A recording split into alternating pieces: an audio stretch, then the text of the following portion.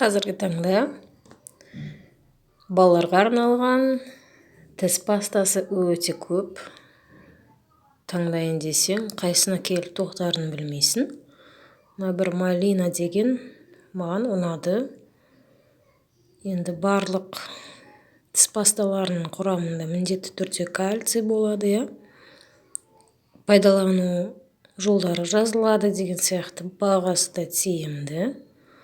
Мое солнышко, малина, детская зубная паста, гель.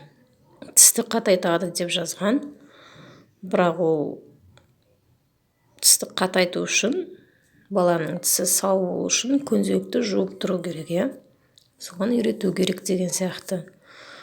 Түсіне де мән беру керек. Сырты көз тартарлықтай болу керек та, осындай әдемі розовый. Сонда бала тез жууға үйренеді. Маған осы ұнады. Каналға тіркелеміз, лайк басамыз, комментарий жазамыз. Келесіде басқа да балалар тіс пастасы туралы видео жүктейтін боламын. Және де құрамын толық оқып кететін боламын. Мынаның құрамы 75 грамм екен. Және қолдану тәсілі де барлығы түсінікті етіп жазылған. Каналға тіркелеміз, лайк басамыз, комментарий жазамыз. Іске сәт.